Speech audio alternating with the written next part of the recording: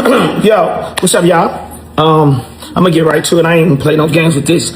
Earlier today, I posted this clip from Earn Your Leisure interview that I did, where I'm talking about me writing Kross' first album. 100% writer, right? So, like, say for instance, like Kross' first album, or Kross all of the album, I wrote.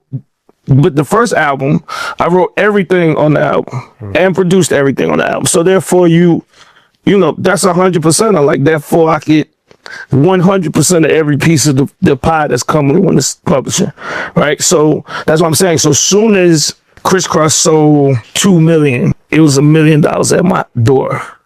$1 million from the. But they sold 2 million. They sold 2 million records like in like 2 weeks. From publishing, just from publishing, it was $1 million. Yeah, it was $1 million already. Like it's like they say it's in the pipe. They call it, like, you know what I mean? It's in the pipeline. So once you start selling records like that, the money, the people, everybody know the money is there. Right? So then people just start showing up like, yo, I'll give you, you know what I mean? If you, let's do 50% of your publishing, we'll give you $1 million advance. That's what advances start, because they can see the money.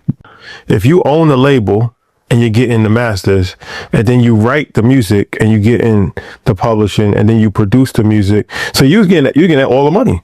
You don't get all the money. But what else is there to get? I mean, but by the way, you get a significant amount of money. A large, but the lion's share. You get a significant amount of money. And producing their first album and being 100% writer. The comments in this about this is crazy. I seen people saying I took advantage of the Krisses. I seen people saying I finessed them. I seen people calling me a predator. Man, I seen people say you should blame the parents for letting me do what I did to the Krisses. And the shit just keeps going on and on and on, right? I need all of you niggas that's saying all of this shit to come to the front of the congregation right now. Come down here and sit. We're going to unpack this right now. So just so y'all clear, I want y'all to hear me really, really good.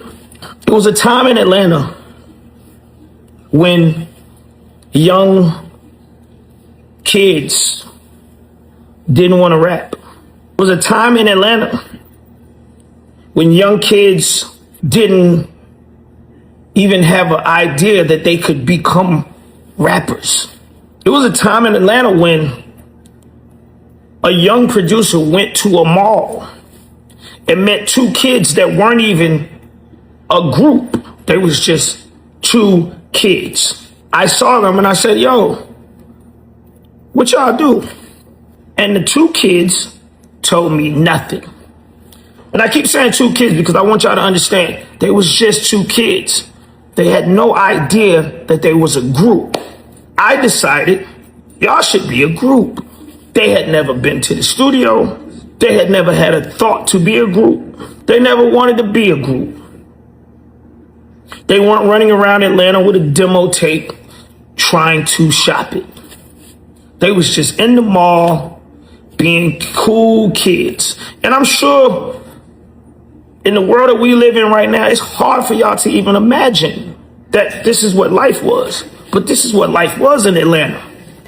These two kids that told me they did nothing went from meeting me at Greenbrier Mall, telling me they did nothing, to becoming millionaires before their 15th and 16th birthday.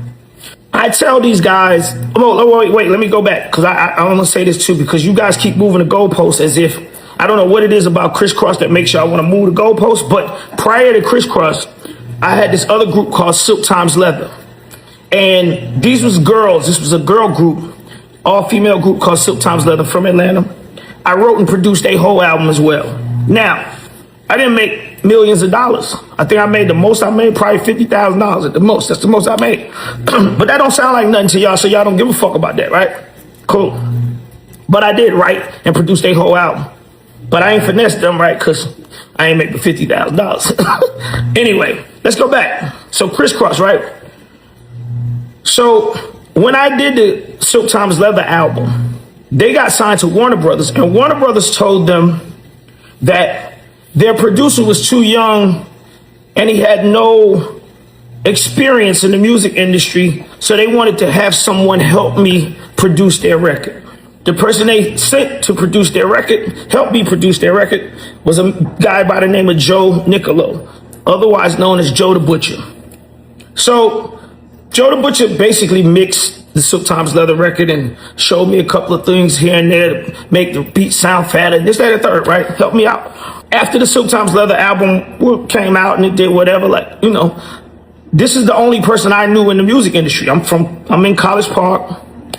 I'm 17 years old. Mind you, I'm 17 years old.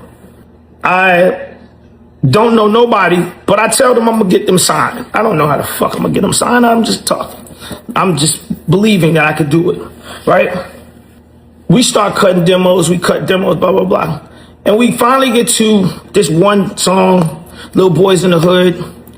And I send a demo to Joe the Butcher. This is the only guy I know in the music business, and he had just opened a new record company called Rough House Records. Rough House signs Kross. Now, Rough House signs Kross.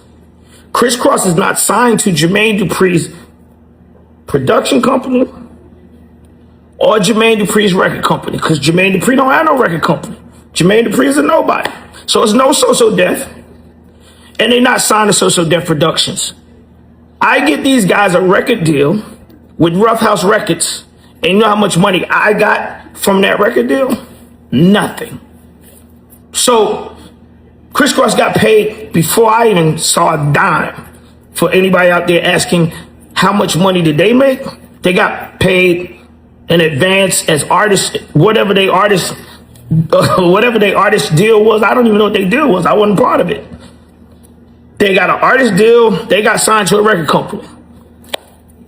They got paid. This was prior to me making any money off these guys.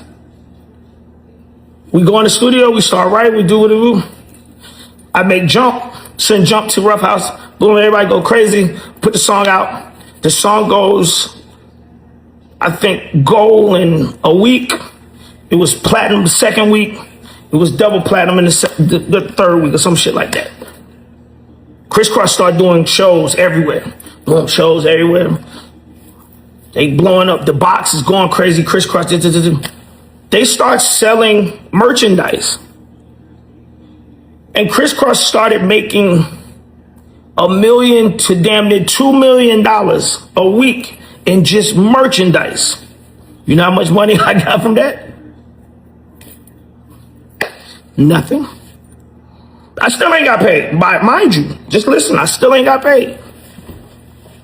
The record's out. It's doing good.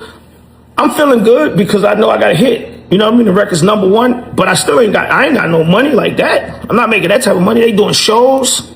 They're doing shows every day, every whatever. I'm not making I ain't getting no show money. They get bigger. They keep getting bigger, blah, blah, blah. You get more shows. They go on tour. They making more money, merchandise. They doing all kind of things. I'm not making nothing from any of that. So y'all, to the people out there that was in the back, y'all come to the front. You ask how much money did Kross actually make? I just told you they was making what I got, the little check I got from EMI. They was making that a week in merchandise. Are y'all paying attention? Are you hearing me? Y'all telling me that I took advantage of them because somebody came and gave me a $1 million check. $1 million. But I finessed them. And I did everything. And I did all of this shit with 2 niggas, little niggas, that told me they didn't do nothing. And they became millionaires before their 15th and 16th birthday. But I finessed them. Y'all got me fucked up, man. For real.